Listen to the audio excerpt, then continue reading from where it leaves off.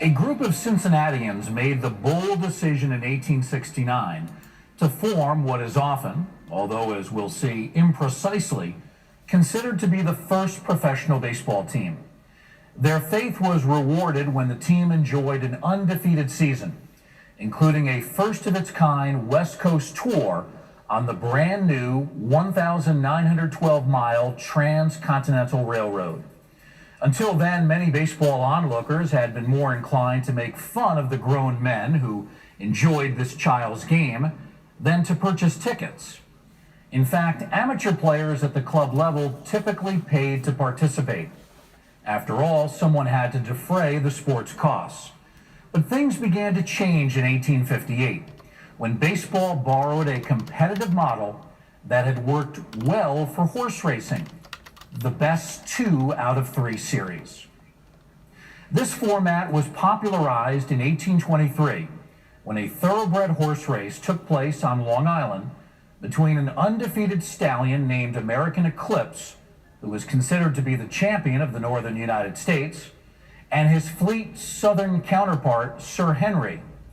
The New York Stock Exchange shut down that day, as did Congress, and presidential candidate Andrew Jackson was among an estimated 70,000 spectators who turned out to watch the races and wager on the outcome. The 2 horses split the first 2 heats before Eclipse pulled away to claim the 3rd race and give Northerners bragging rights. The event's success yielded a continuing series of north-south equestrian races that was renewed in 1832, 1840, 1842, and 1845. During the 1850s, baseball surpassed horse racing in popularity, making it natural to borrow a format that had proved so successful. With most of that interest confined to the Northeast, however, baseball could not make use of sectional divisions. So instead, in the summer of 1858, the civic pride of New Yorkers was channeled into a 3-game series pitting the best players from Brooklyn, drawn from the Atlantic, Excelsior, Putnam, and Eckford clubs, against their local counterparts from the Knickerbocker, Gotham, Eagle, Empire, and Union of Morrisania clubs. All 3 contests took place at, ironically, a racetrack in Astoria, which was then a village in the northwest corner of Queens. Only a few years earlier, the site had been farmland owned by a wealthy New Yorker named Samuel Willits. Even after the land was purchased and developed, Willits was not forgotten. Present-day baseball fans who have taken the subway to a New York Mets game will recognize his name because the express station that adjoins Citi Field is called Mets Willits Point. When that racetrack opened in 1854, it was initially called the National Race Course. 2 years later, it was rechristened the Fashion Race Course in honor of the victorious thoroughbred in the 1842 North-South race. For our purposes, the most significant feature of the Fashion Race Course was that it was enclosed on all sides, which made it possible to collect admission to a baseball game for the first time. The experimental series attracted considerable attention and was both an artistic and a financial success. In the first game, one representative of the Knickerbocker Club was a 23-year-old English-born outfielder named Harry Wright. The future Hall of Famer had the misfortune of being retired 5 times and was the only player on the New York side who failed to score a run. He did not take part in the 2 subsequent games, but we'll hear more about him in a bit. Despite the popularity of the Fashion Racecourse series, some observers were troubled by the number of spectators who emulated racetrack patrons by wagering on the games. Baseball's first governing body, the National Association of Baseball Players, or NABBP, took note by banning professional play in 1859, but from the start, this rule was controversial. Defenders of the rule contended that it was necessary to protect the purity of the game and prevent athletes from becoming paid mercenaries who traded their loyalties for payment above or under the table. But critics of the ban on professionalism pointed out that it made it very difficult for players who held traditional day jobs to participate. That's because the 19th century workday typically lasted from sunup to sundown 6 days a week, and Sunday was a day of rest. Since baseball was played only during daylight in the years before stadium lights, working men were effectively excluded.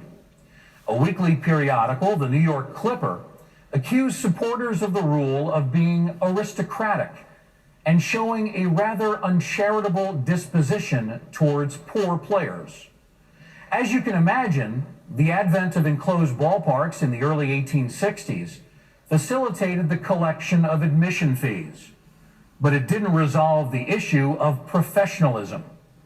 To advocates of professional play, this was a welcome change that made it easier for working class players to take part, since gate receipts could be used to compensate them. But the issue was not that simple, as a Brooklyn Eagle reporter highlighted by assuring readers that fenced-in grounds would provide a suitable place for ball playing, where ladies can witness the game without being annoyed by the indecorous behavior of the rowdies who attend some of the first-class matches. Had greater access for the members of one group been achieved at the expense of another group?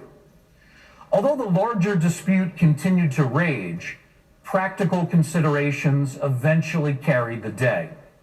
The National Association of Baseball Players continued to maintain its ban on professionalism, but enforcement depended upon self-reporting.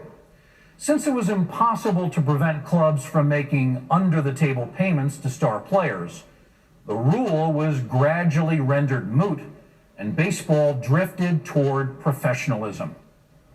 In hopes of staving off open professionalism, attempts were made to find middle ground, but they enjoyed mixed results at best. Some clubs became gate receipt amateurs. That is, they didn't explicitly pay salaries, but did use ticket sales to compensate athletes for the wages they lost from taking out time from their conventional jobs, as well as the cost of travel and a growing list of other expenses. Other clubs tried the Solomon-like approach of paying only the players who played the most important positions. But this, understandably, created hard feelings. Making matters worse, clubs that did not recruit professionals increasingly found themselves overmatched. Thanks to a lively ball that favored hitters, talented clubs could run up 80 or 90 runs against opponents who struggled to score at all. And for all that amateur ball players of the era claimed that wins and losses didn't really matter, being on the short end of a 60-5 score was mortifying. The disparity was exacerbated by the head start gained by players of the Northeast, many of whom had mastered baseball before their counterparts in other regions had even taken it up. One Midwestern newspaper felt obliged in 1867 to inform its readers that many Eastern clubs were now made up not only of gentlemen who are members from the love of exercise and sport, but in a large degree of professional baseball players who do but little save practice their favorite game. In the Midwest, the newspaper added ominously, "No such body of men is or can be gathered at present." A perfect example was a club formed in Cincinnati in 1866 by a group of accomplished lawyers and businessmen. The club's bylaws initially limited membership to 40, a number chosen because it seemed enough to ensure two sides of 9 players, but small enough to allay fears that someone might join who was a loafer and would swear. Its starters included the likes of Henry Glassford, a bespectacled 40-year-old Civil War veteran who proved far better at selling insurance than playing second base. His double-play partner, Drazen Wolfson, was also a Civil War veteran and one of the city's most successful lawyers. But on the baseball diamond, he was found to be short in several important particulars. His judgment of fly balls was not good, and then when they fell into his hands, they would not stay there. As for finances, when Wolfson announced that he had spent $20 of club funds to purchase a chest to house the club's bat and balls, his extravagance caused indignation. What hope did such a club have of competing against powerful professional teams from New York?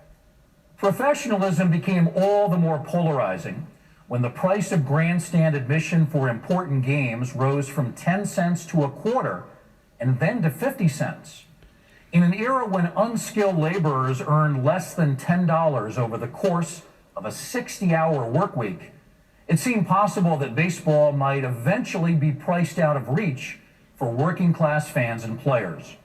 And with under-the-table payments becoming more common with each passing year, matters came to a head in 1868. Some detractors of professionalism now claim that American businesses were suffering heavy losses due to the negligence of employees who absented themselves to play baseball. But the most anguished complaints came from those who saw the issue in moral terms and were convinced that making a living from the game was fundamentally wrong. A farm magazine argued that it used to be an honor for a young man to lay a straight furrow or to mow a wide swath. But now they've beat their plowshares into ball clubs, and the loafers that can play ball best carry off the honors. The Reverend Jonathan Crane, a Methodist minister in Newark, New Jersey, went even further in 1869 when he penned a lengthy diatribe against the dangers he perceived in every form of popular entertainment, from the novel to the national pastime. Of the latter, he lamented that professional baseball players were recruited from that idle, shiftless, and yet ambitious class of mortals who are ready to work with the energy of giants one day in the week at any useless task, provided they have the privilege of lounging about the other 6 days, boasting of their feats and basking in the admiration of all the little boys in the neighborhood. Ironically, the Reverend Crane would ultimately be best remembered as the father of Stephen Crane, who went on to neglect his studies at 2 different colleges to play baseball before writing the classic novel, The Red Badge of Courage. The Reverend Crane's comments reflect the persistence of a robust work ethic that had been the cornerstone of the land and its people since colonial times. This was particularly true in New England, where recognition of the importance of work was fundamental to the Puritan belief that every Christian needed to follow a calling. That said, there was little tolerance for indolence anywhere in the young, industrializing nation. Yet while the work ethic continued to exert a powerful influence on American life, by the time baseball entered the picture, the nature of work had changed significantly. In an earlier era, there had been 2 basic types of calling that a man might follow. A select number pursued higher education and then entered one of the learned professions, a position that made them one of the pillars of their community. The vast majority, however, took up a practical calling by becoming farmers or artisans, such as blacksmiths, wheelwrights, and silversmiths. Men who followed these vocations performed their labors out of a sense of duty, but crucially, they were also able to derive great fulfillment from their work. Artisans and farmers both enjoyed the considerable satisfaction of creating a valuable product from scratch and then seeing that product enjoyed and appreciated by loved ones or neighbors.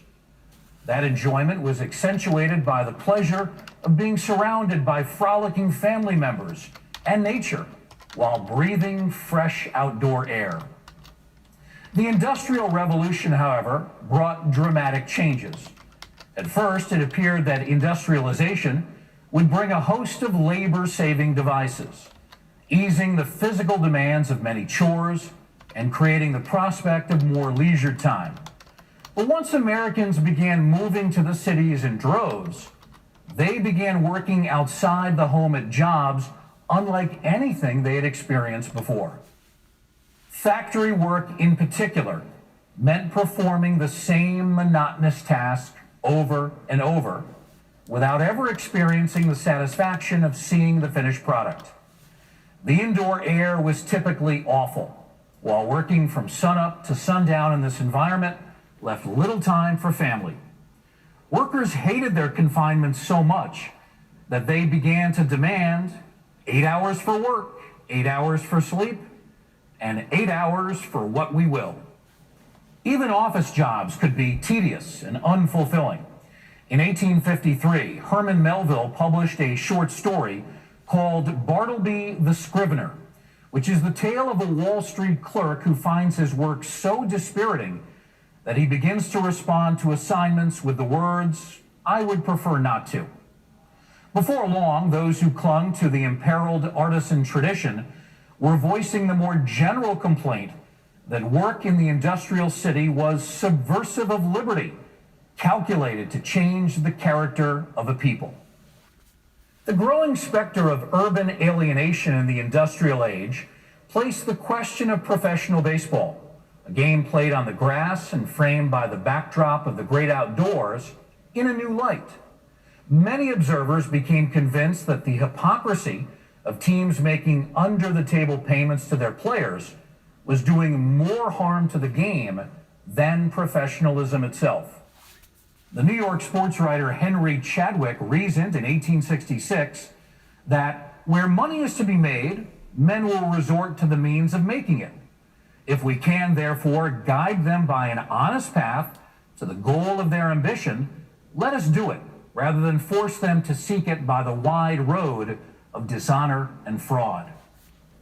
The following summer, a 16-year-old Rockford, Illinois pitcher named Albert Goodwill Spalding led his hometown club to a stunning victory over a touring East Coast powerhouse. While his talents led his teammates to give him a silver pocket watch, they also led to the offer of a nominal job at a Chicago grocery store at a generous rate of pay so that he could play for the city's most prominent club. Spalding was troubled by the moral issues raised by this offer. He held heartfelt discussions with his widowed mother and with a man who had become a father figure to him.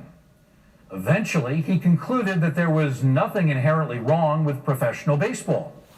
Instead, he believed the real problem lay with the roundabout schemes made necessary by the National Association of Baseball Players rule. Chadwick and Spalding were both enormous figures in the early years of professional baseball. Chadwick is a relentless crusader against the excesses that sometimes accompanied professional play, and Spalding is a player, manager, and team owner. Both men would one day be enshrined in the National Baseball Hall of Fame. Yet neither played a more direct role in the launch of professional baseball than Harry Wright, who would one day join that pair in the Hall of Fame.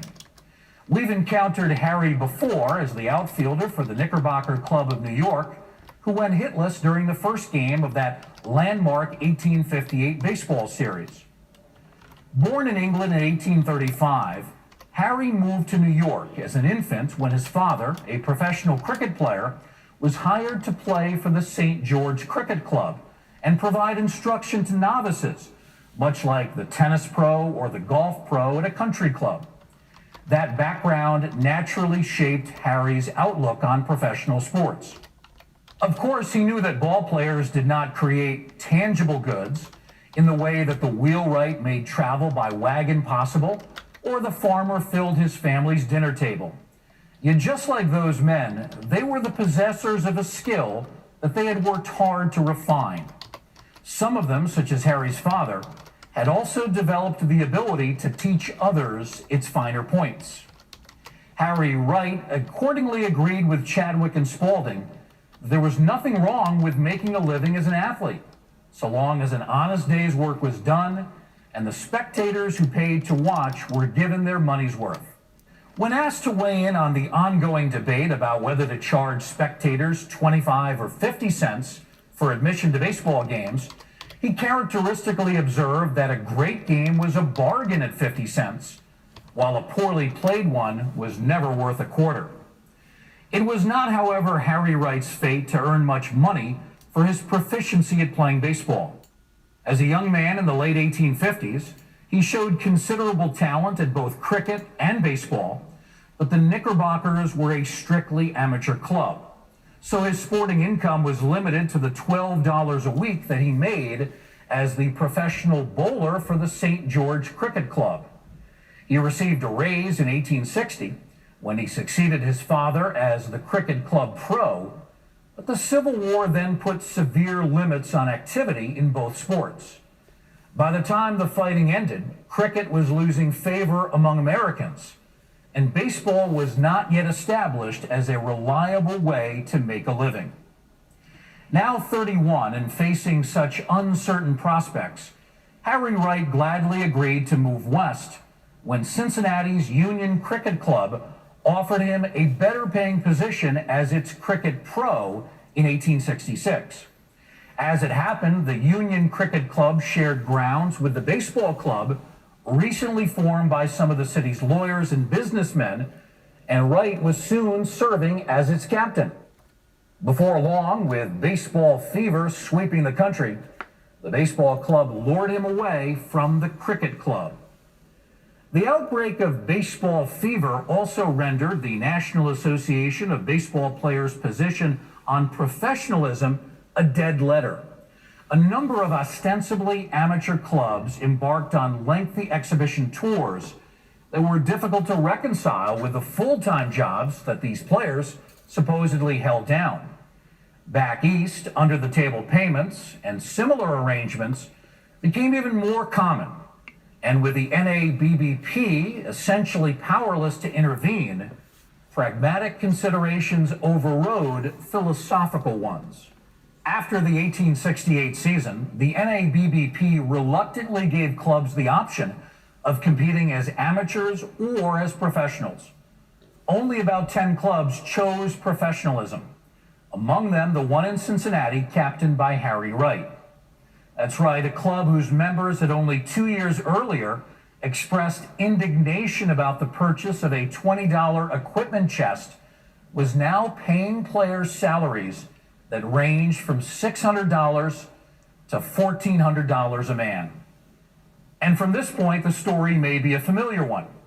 Although the team was formerly known as the Cincinnati Baseball Club, it became universally known as the Red Stockings because of the players' Knickerbocker-style pantaloons, which drew attention to their red hosiery. Even more attention was merited by the remarkable success the club enjoyed in that first season of openly professional play.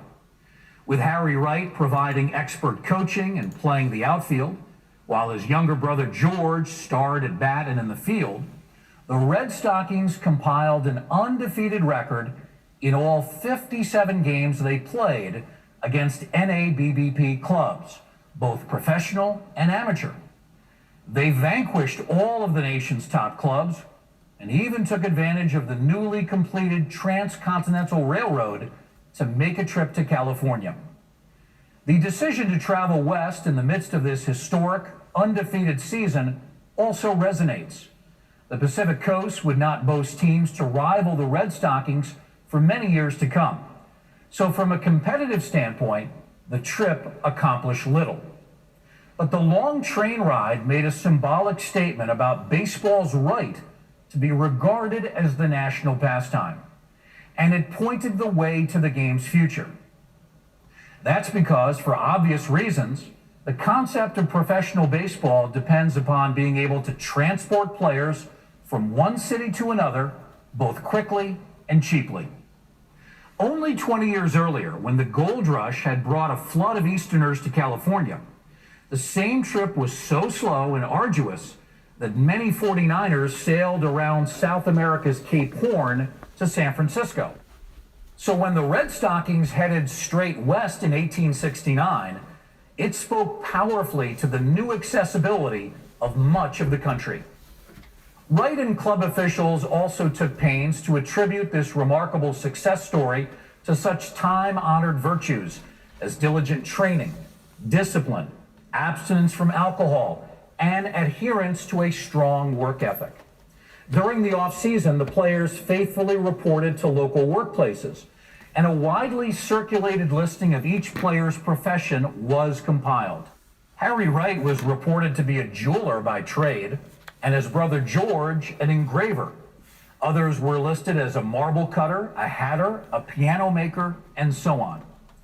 These well thought out touches in the gentlemanly comportment of the players yielded a pristine reputation that led many to rethink their initial opposition to professionalism. It does not appear that the paying of men to play ball has interfered with the game, was one reporter's summary of the historic season.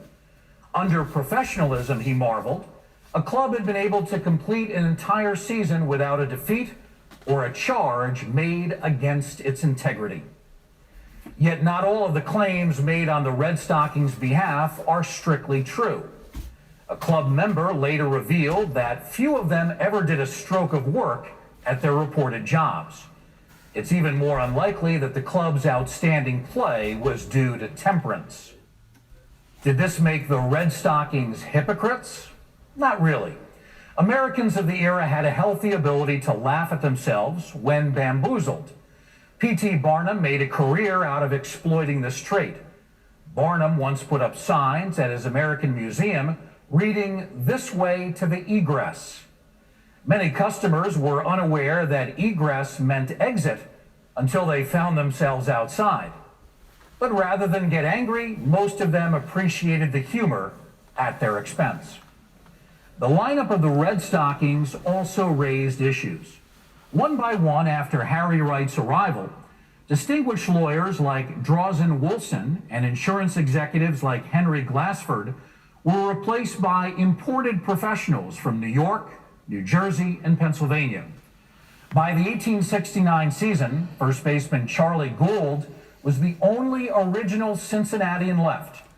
And while the new additions undoubtedly made the team stronger, many of the players shunted aside were angry and disappointed. Also misleading is the oft-stated description of the Red Stockings as baseball's first professional team. There were other clubs prior to 1869 whose players all received compensation. They simply didn't admit doing so because the National Association of Baseball Players prohibited the practice.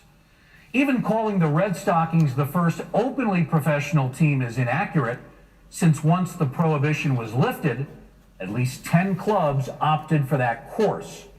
So it's more precise to describe 1869 as the advent of openly professional play than to identify the Red Stockings as the first such club. But while these factors clarify the legacy of the 1869 Red Stockings, they scarcely diminish the club's significance. By enlisting the services of a talented group of players and ensuring that their public behavior remained above reproach, Harry Wright disarmed many naysayers of professionalism and helped to pave the way for baseball's success. After only one more season, the Red Stockings disbanded. Harry Wright and several players took their signature Red Stockings to Boston, with the 1871 club immediately embracing the nickname by issuing ornate gold pins to each player. The move from Cincinnati to Boston also explains why not one but two current teams, the Cincinnati Reds and the Boston Red Sox, pay homage to that legendary ball club. Harry Wright remained closely involved in professional baseball until his death in 1895, managing for 23 major league seasons and winning 6 pennants before closing his career as the National League's chief of umpires. On April 13, 1896, his contributions were commemorated by Harry Wright Day exhibition contests staged across the country. In Rockford, Illinois, with flags lowered to half-mast, A.G. Spalding and George Wright put on their old uniforms one more time to play in a ceremonial game. In Cincinnati, Henry Chadwick officiated as scorekeeper in a game between the Reds of 1896 and Cincinnati Old-Timers of 1882. It was intended for Harry Wright Day to become an annual event on the baseball calendar, which led one reporter to pen a flowery account comparing the ceremonies that honored the father of professional baseball to the annual celebrations of the birthdays of George Washington and Abraham Lincoln. But the idea of holding annual Harry Wright Day celebrations was quietly abandoned, And perhaps that is just as well, because it seems unlikely that their no-nonsense namesake would have enjoyed having such a fuss made about him. But a development that Wright would have appreciated much more took place during the next 2 decades, as American society embraced what historians have termed a culture of professionalism. In this new outlook, the gaping divide that had once separated the learned professions from other occupations was bridged by newfound respect for the complexity of other lines of work. In turn, a much wider range of occupations began to be described as professions, and the term professionalism itself was transformed into a complementary term that signified doing one's job thoroughly and efficiently. Baseball partook in this new culture of professionalism by means of a new attentiveness to neatness and decorum in the grandstands and bleachers, respect for the authority of the umpire, and good sportsmanship by players. While this new emphasis was not consciously intended as a tribute to Harry Wright, the respect they showed for anyone who did an honest day's work was very much his legacy to baseball.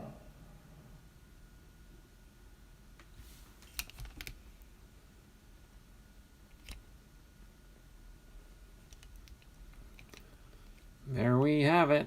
Lecture number 4 in this 24 lecture series. Play ball. Hopefully you all enjoyed that. Looks like we're down to 4 people watching, back up to 2 now. So without further ado, I am going to get ready for the next part of our live stream today. All right, let me get up here, do my business at hand for John Fishman. He was the first in the live chat this morning. So let me get John into my free giveaway. For those that are familiar with my channel,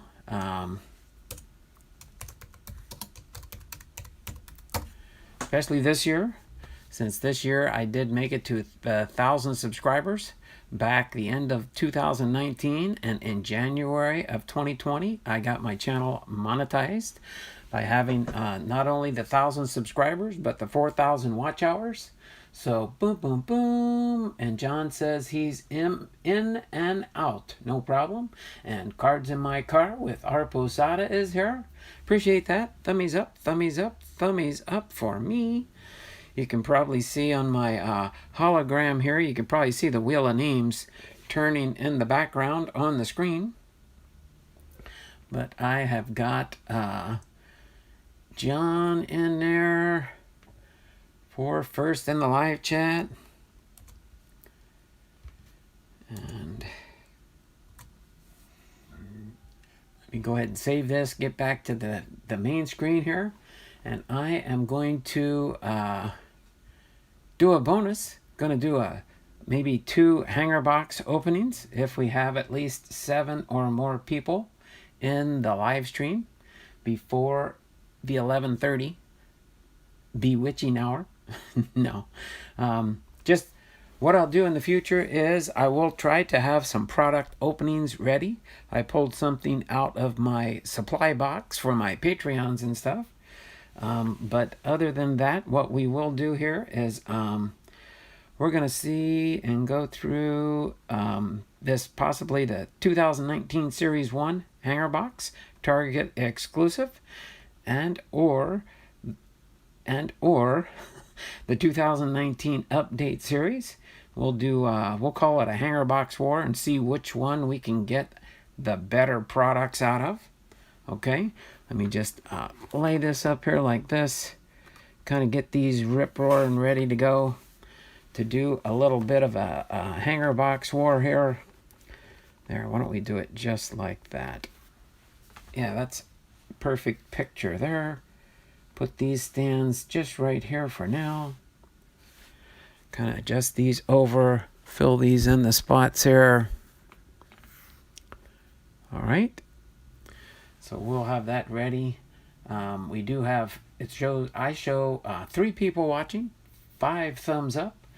Tell you what, either if we get 7 people watching or if we get 10 thumbs up, we'll call it a go. If not, by the time 11:30 rolls around, after just chit-chatting in the channel, we will just roll on and close up for the day.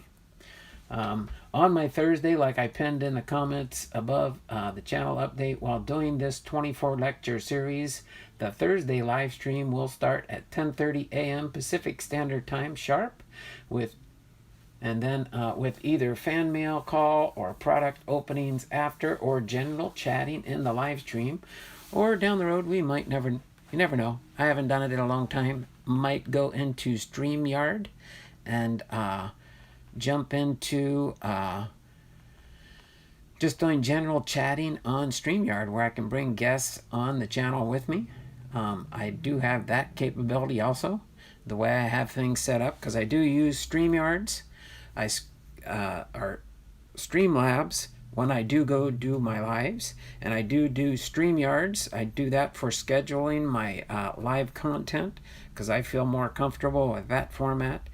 Donald, I have something coming in the mail, and then I will send your package. No problem there, John. Appreciate that. I'm in and out. All right. So I'm caught up in the chat. So if there's anything Robert or John would like to talk about while we're in the chat here.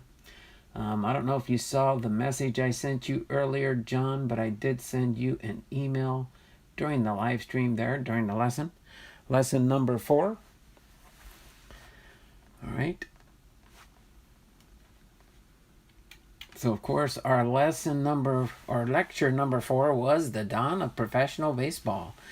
And as it's stated in the description of this video, in this lecture, learn how the game of baseball moved toward professionalism and what made professionalization so polarizing. Central to this lecture is future Hall of Famer Harry Wright, who helped pave the way for professional baseball's success by assembling a talented group of players and touting their refinement and decorum. So that is just the brief synopsis. When I do schedule the stream up, you can read through that so you know what the lecture is going to entail. So a lot of people don't pay attention sometimes to the description of a video. I like to put information in there as to what's taking place, what's going on. So when I get a family mail call package in from somebody, I will put their channel name up and that I'll be opening their package live on the live stream. So that's what we'll do in the future, is when I get a family mail call package, I'll open that up after the streams. On any stream throughout the week, I don't like wait till one certain time, like family mail call Friday. I have done that in the past, but now I just got it scheduled after my live stream content, whether it's the player biography, the Topps baseball card set. This is the new content, the Play Ball lesson series. There's 24 lectures, basically. It's a lecture, and it's not me. It's by a content I'm able to use and share on social media, which I do appreciate the people that have created these. So that gives me my Thursday content.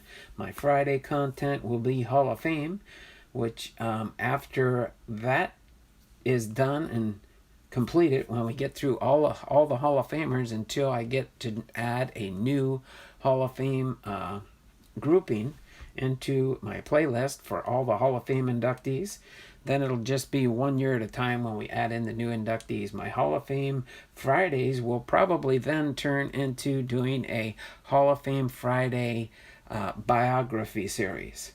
So my Tuesday will be my kind of like my star player, baseball players biographies, or any baseball player that somebody wants their biography done on my channel, I'll do that.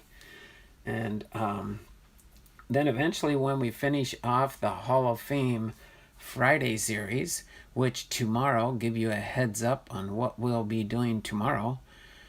Tomorrow will be just one Hall of Famer again, so I'll try to come up with some new content. Tomorrow we will be doing 1942, we'll be doing 1942, which means after tomorrow's Hall of Fame Friday, there's a few years they did not have any, and then we will have 4 more consecutive years, and then we will have covered all the Hall of Famers in the Hall of Fame in Cooperstown.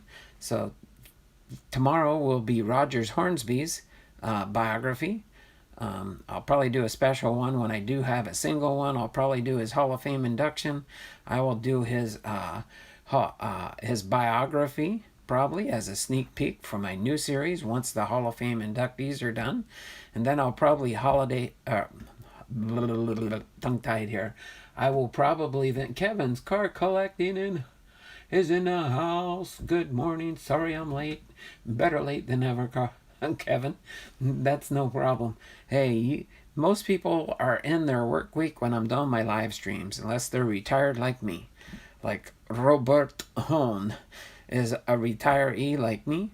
But yeah, so after tomorrow's 1942 Rogers Hornsby, then we will have only 4 more weeks where we'll be finishing off the Hall of Fames, because the very first class in the Hall of Fame grouping is 1936. So next week we'll have 39, and then 38, and then 37, and then 36. And then I will have completed my Hall of Fame inductee video series, and then that means that playlist will be complete.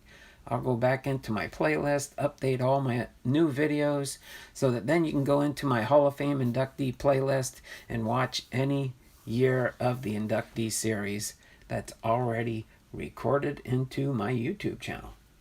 So other than that, I can't think of anything else to go on to. We have 5 watching and 5 thumbs up. Don't forget, thummies up, thummies up, thummies up for me. I appreciate that very much. Let me do a refresh on my screen here. Let me get out of here, go back to my channel here, get on the live chat here. So it shows, still shows just 4 people watching now, 7 thumbs up. We do got this 7 thumbs up. That's working pretty good there for me. Tell you what, we got 6 people watching, 7 thumbs up. If we can get a couple people showing up. Ethan is having a sale tonight. Oh yeah, that's right. This is Thursday. I did get my notification. Yes, Ethan will be having his sale tonight, and I think he's going to be making an announcement too of his triple threads he's interested in and stuff. I'll have to see if there's... I can't remember for sure if I got anything. I did... let me think here. I'll probably go over it with him in his stream. But I know I do. Let's see. I got 1, 2, 3. I think I have 3 Hall of Fame triple threads coming in. I have 3 Hall of Fame triple threads coming in, I think. But I don't believe any of them are the short prints or anything. I think they're the... I think my Hall of Famers, all my Hall of Famers I got were in a stream yesterday were just base card triple threads. So none of the what they call the special cards. I'll leave it at that for now. None of them were the special cards. But we've got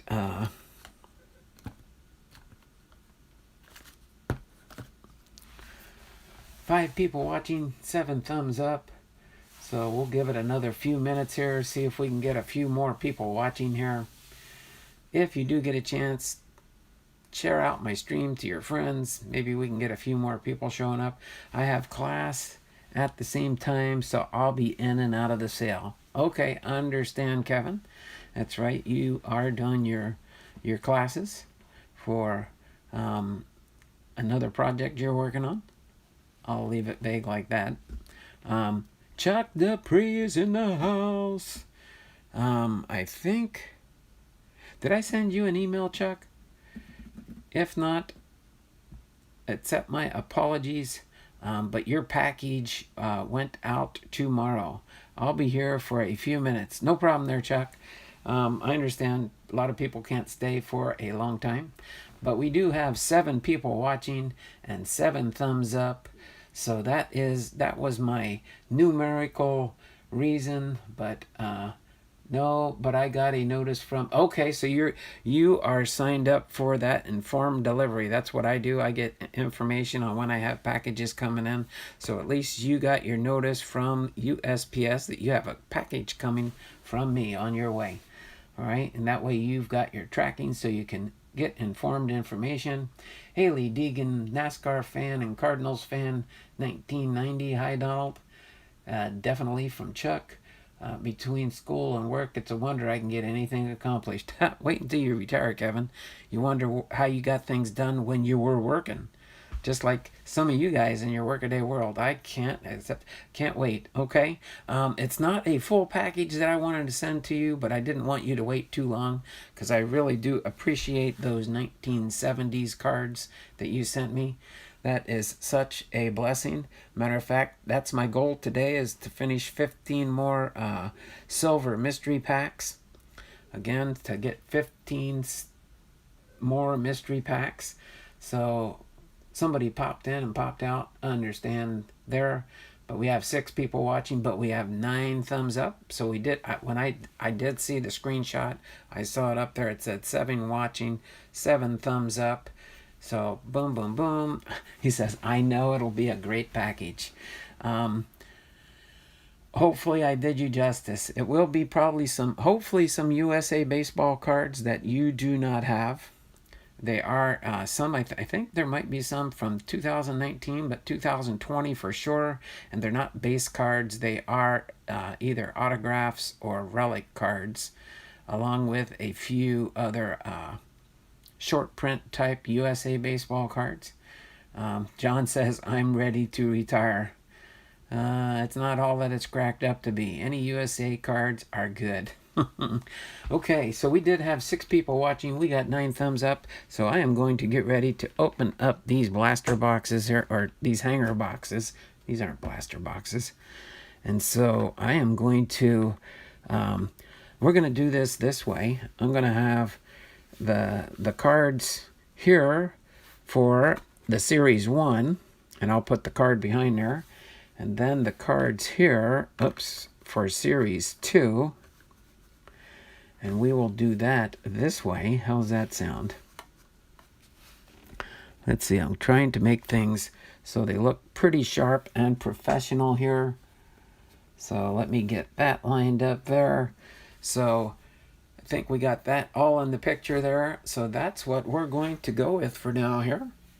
I'm going to go ahead and, I'll just ask you guys. We're going to do a hanger box war and see which box we get the better hits in. Again, these are 2 hanger boxes from last year, the 2019 Series 1 and the 2019 Update Series. So if I can get a vote on which one you all would want me to start with, we'll start the voting process, since we do have 7 people watching and 9 thumbs up. Don't forget, thummies up, thummies up, thummies up for me. So if we were supposed to be professional, we'd all be wearing ties. That's right, Chuck. I like that thought process. All right, so I need some votes. Start giving me some votes for either the Series 1 or the update. Haley Deegan says they want to see the update. Chuck says he wants to see the Series 1. So we got 1 vote apiece. Okay, you can only vote once. So who's next? I need at least let's see, we have 7 people watching. Cards in My Car with Art Posada says the update series. All right. So we got 2 for the update, 1 for the Series 1. Update. There we go. When does 2020? I haven't heard for sure. I haven't heard for sure on the update. I'll say left because I'm never right. Okay, we'll talk to you about that one. Laugh out loud, John. I think the end of October. Okay, thanks there, John. Appreciate it. So that means update will be coming out soon, and that'll probably be the last types of new products that I get, is probably some of the update when it comes out. So we got 2 votes apiece. We need one more deciding vote on somebody that did not vote yet. So whoever that has not chimed in will get the deciding vote. Got one more vote we need. Let's see. Fall Creek Collectibles popped in and says Series 1. So Fall Creek Collectibles, thanks for popping in here today. So we've got 6 watching, 9 thumbs up, thummies up, thummies up, thummies up for me. So let's go ahead and go with the update, and then we will the Series 1, since Fall Creek Collectibles did this deciding vote, and then we'll do the update series second. So let's go ahead, and of course everybody knows that these are just a cello pack once they're in. So let me just take the pack out really quick. All right, we got a Jamie Barea on the top there. I have not opened up any of these in a while. These I did have left. So we will put the box back up there right now.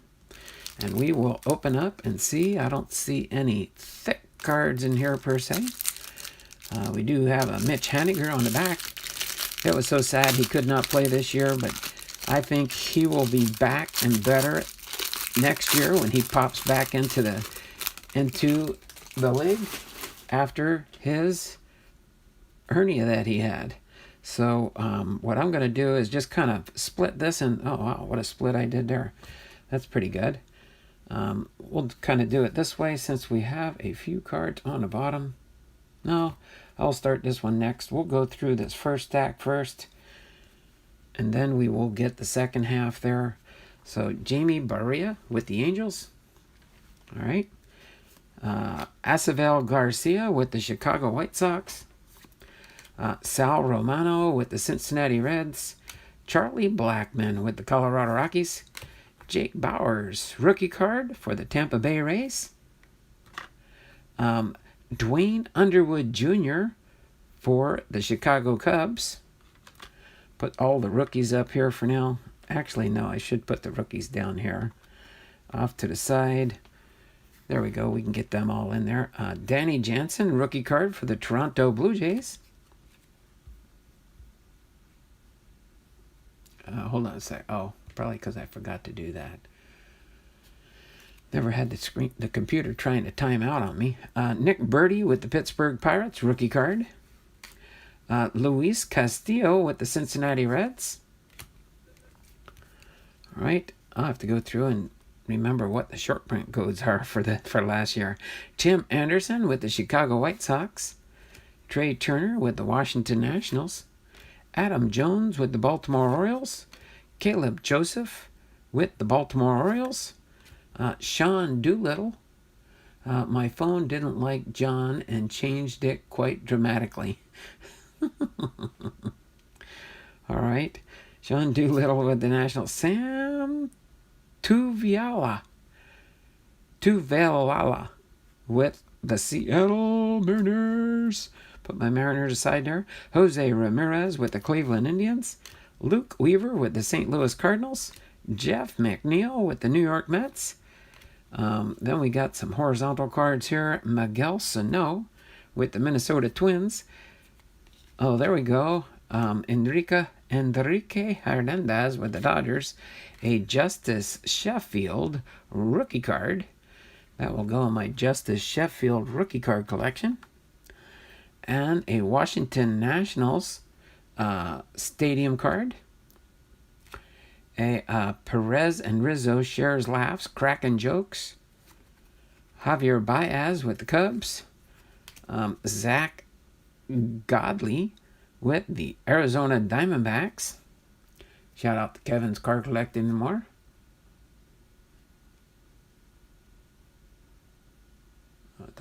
Kevin, it's now November 6th. They pushed it back. Okay, November. Oh, my word. I'm going to be somewhere then. I had a left behind moment. Jackie Bradley Jr. with the Boston Red Sox.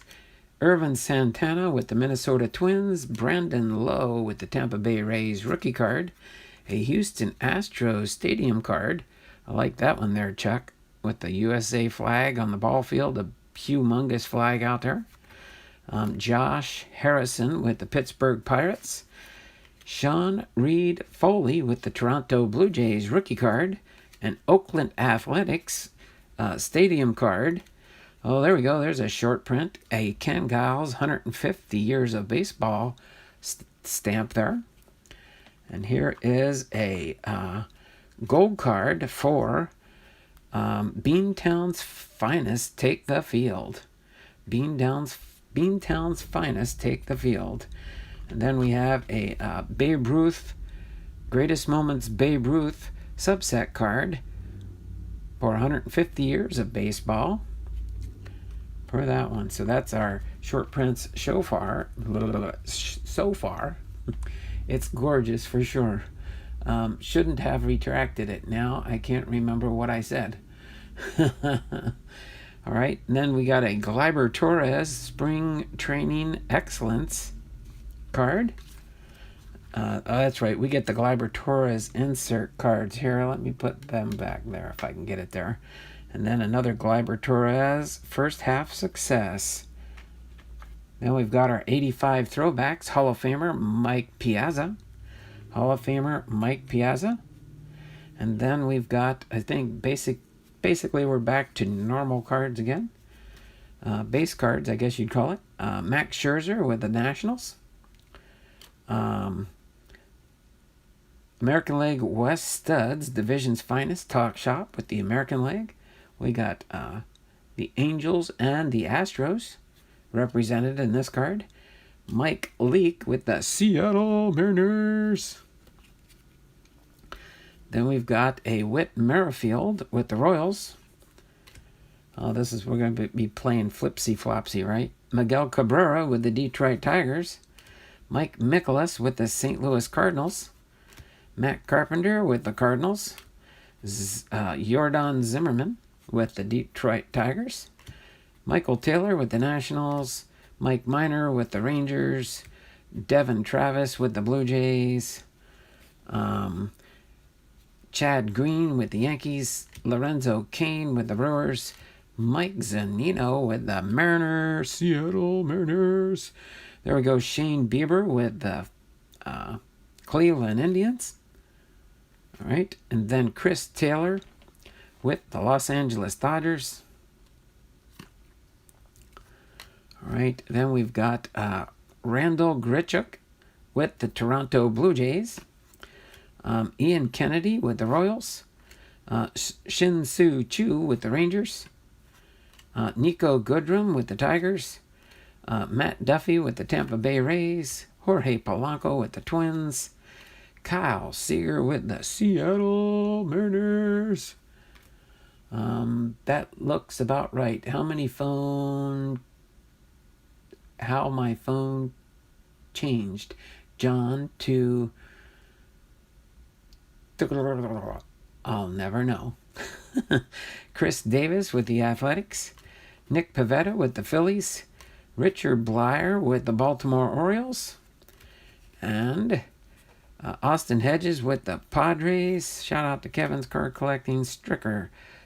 Hunter Strickland with the Giants. Cards in My Car with R. Posada.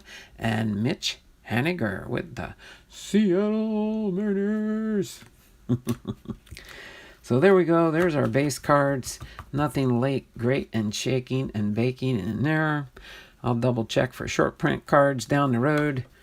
Let me just move this up out of the way for now for here with my Seattle Mariners. This one is separate for my Justice Sheffield rookie card collection because he did get traded that after that year, and actually I have a bunch of Justice Sheffield. He was in New York at the beginning of the year, and then at the end of the year he ended up being, so probably in the updates here they might have Justice Sheffield as a Seattle Mariner. All right, and then these are the future stars and rookie cards for that pack. Now we will see how we do on the update. Let's do the update now. Okay, And then we'll compare the inserts that we got here, along with the rookies maybe, and see which box may have won. All right. So, of course, those that wanted the update open first will be excited now, especially if the update kind of... Ooh, it looks like we might have a thick card in here, so I think the update might just win out here. We will see what happens. Looks like we might have a thick card in this update series. From what I can see right there, I think that's a thick card in there. And we will definitely save that for the last part. So we'll probably do the back of the pack first. We'll probably do the back of the pack first. And then we will end with the top half. Because that way I can kind of hide the thick card here. It is a thick card, that's for sure. So this is the Shohei Ohtani.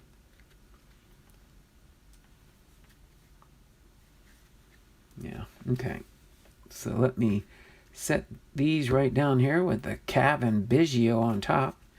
And we'll get going here with the Shohei Ohtani first. Let me just put this right there. All right. Put that right there. And let's go through these cards now. Let me hold it on this side since I'll be putting these cards on this side of the stand. I have been called worse. All right, let me, I think I'm pretty much caught up in the chat here. I don't think I missed anything too revealing or inundating with other than you guys chatting back and forth between each other. All right, so let's go here. Shohei Ohtani, first Angels hit. All right, and then the second Shohei Ohtani is repping Japan. All right, so let's go in here and we'll just set these rookie cards off to the right here. And we will continue through. Hold on a second. I'm going to get these out of the way just for now because it'll be easier to do it this way. I'm going to put this one here with the thick card on the bottom, and we will do that last. But that way I feel more comfortable this way. So that's right. These ones can contain the rookie debut cards. The rookie debut cards. Okay. So Corbin Martin, rookie debut with the Houston Astros, rookie card. Aaron Brooks with the A's. Russell Martin with the Dodgers. David Robertson with the Philadelphia Phillies. Joey Gallo with the All-Star Game cards. All right. There we go. That's a pretty sharp looking color on that one. Greg Holland with the Diamondbacks. Shout out Kevin's Card Collecting and more. Gary Sanchez, All-Star Game 2019. Then we've got Matthew Beatty, rookie card for the Dodgers. All right. Kyle Baraclough with the Nationals. Jonathan Shoop with the Twins. Jorge Polanco with the Minnesota Twins, All-Star Game card. Josh Bell with the Pittsburgh Pirates, All-Star Game card. Washington Nationals, Yan Gomes. Aroldis Chapman with the Yankees, All-Star Game card. Estrada Faro, rookie card for the Yankees. Why does it want to keep sliding like that? Paul DeJong, All-Star Game card with the Cardinals. Sonny Gray with the Cincinnati Reds. Record-breaking month. 2019 season highlights for the Dodgers. Javier Baez, All-Star Game card. Montana Rapau with the Pirates. Michael Chavis, rookie debut card for the Red Sox. Freddie Freeman with the All-Star Game card. Michael Brantley with the All-Star Game card for the Houston Astros.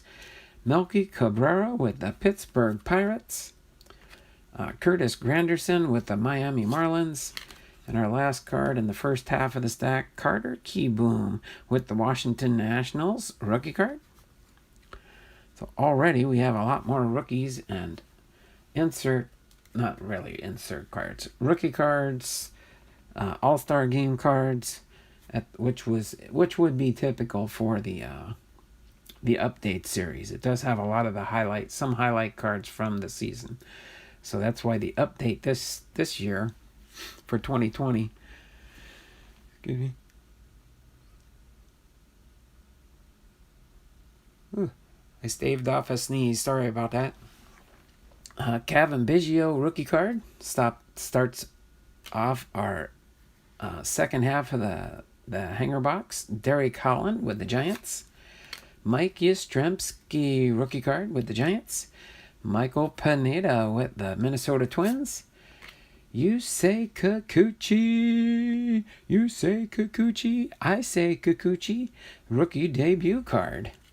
All right, I'm going to put that one up there with my Seattle Mariners. Omar Narvaez with the Seattle Mariners again. Back-to-back Mariners there. That's a rare occasion. Tyson Ross with the Detroit Tigers. Dallas Keuchel with the Braves. John Duplantier with the Arizona Diamondbacks. Shout out to Kevin's Card Collecting and more. Jason Martin rookie card for the Pirates. All right, roll things over here. Lurie Garcia with the Chicago White Sox. Zach Plesac with the Cleveland Indians rookie card. Tommy LaStella with the Angels. Devin Smeltzer with the Twins rookie card. Anibal Sanchez with the Nationals. Harold Ramirez with the Marlins. Yonder Alonso with the Chicago White Sox. Mike Tauchman with the Yankees rookie card. Some parallels here now as we get closer to our thick card coming up. Carlos Santana with the Cleveland Indians. Rookie combo card. Matt Weatherspoon and Brendan Klein with the Baltimore Orioles. Hyunjin Ryu with the Dodgers All-Star Game card. Soaring in the Six. Toronto celebrates walk-off in Vladimir Guerrero Jr.'s debut. All right. Sandy Alcantara All-Star Game card. Jacob deGrom All-Star Game card. Rookie combos cards. Travis Bergman and Samuel Conrad rookie combos card. All right, then we've got Jake Bauers rookie card for the Cleveland Indians. Again, lots more rookie cards and all-star game cards. So I think that portion of the hanger box definitely beat out on the update series. Renato Nunez with the Orioles. Jonathan LaCroix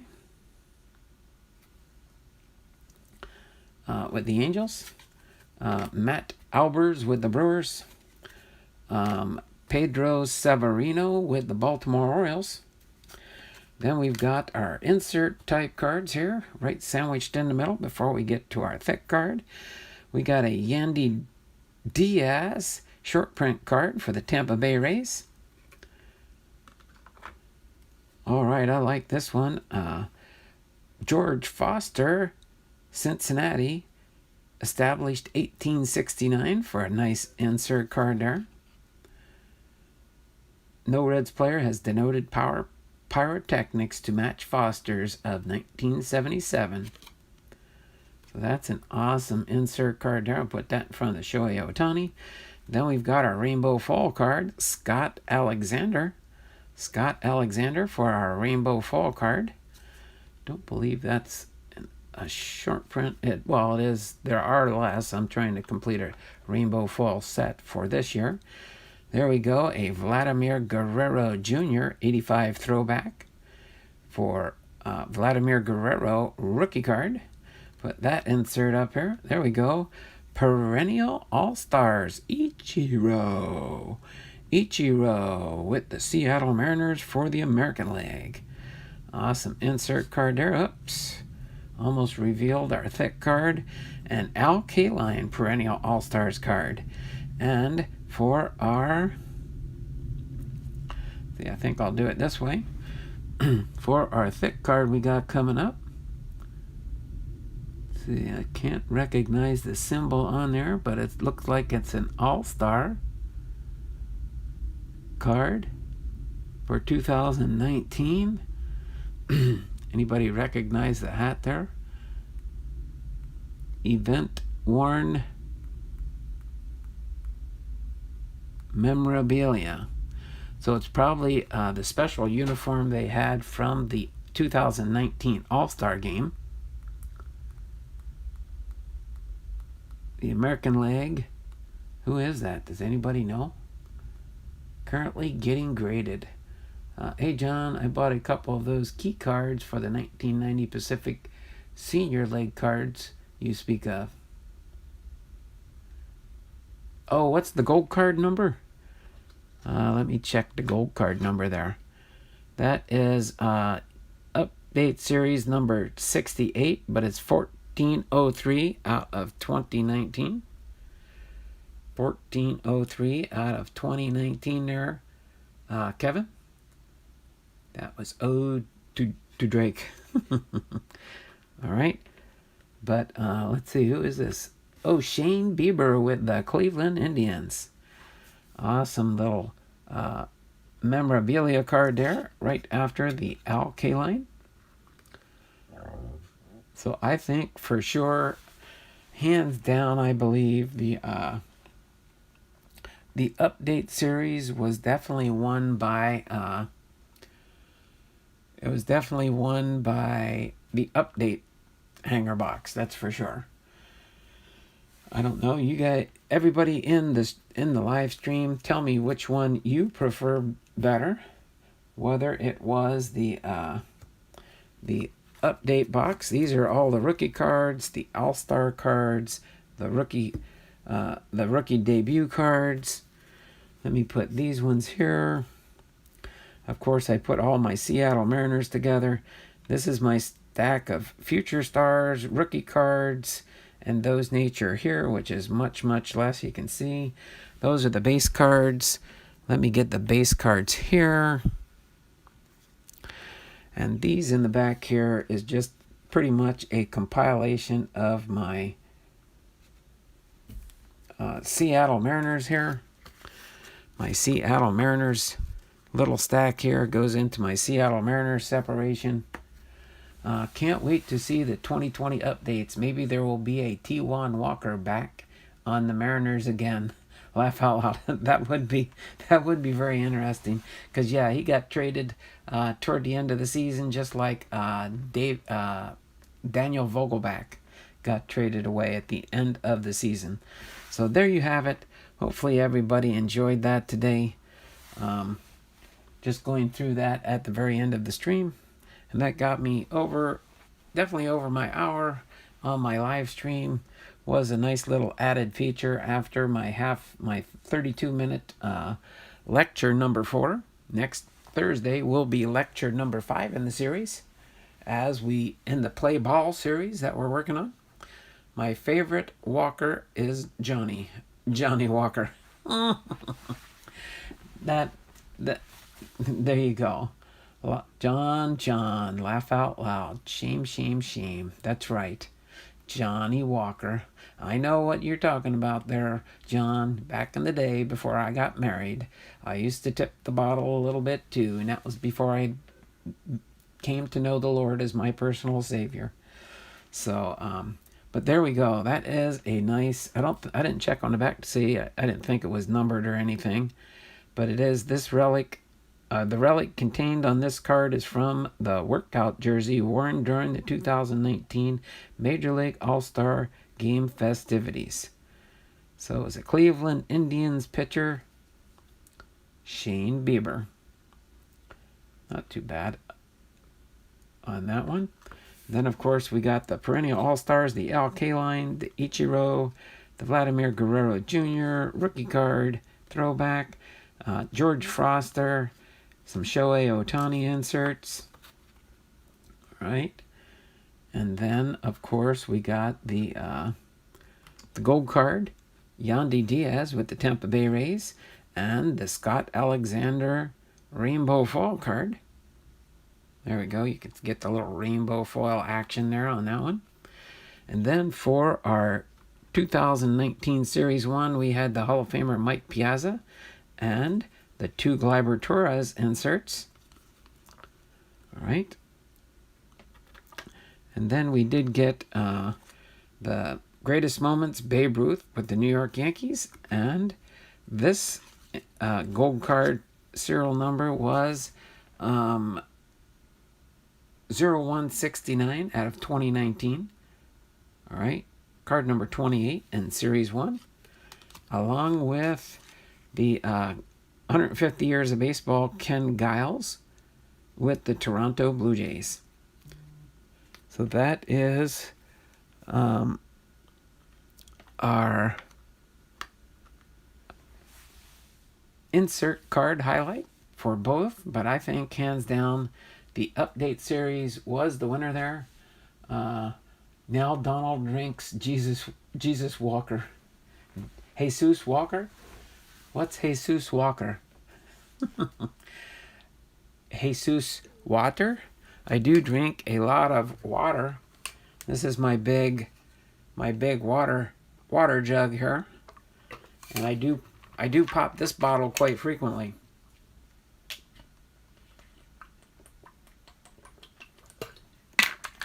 Take me a little bit of a drink there. Let me put my baseball cap on, and I will say my signature sign off before I do finish up here. So I appreciate everybody in here. We got 4 people watching, 9 thumbs up, thummies up, thummies up, thummies up for me. Almost got up to the 10 thumbs up level. But other than that, let me back up a little bit here. Turn my camera around so I can do my signature goodbye before we sign off for today.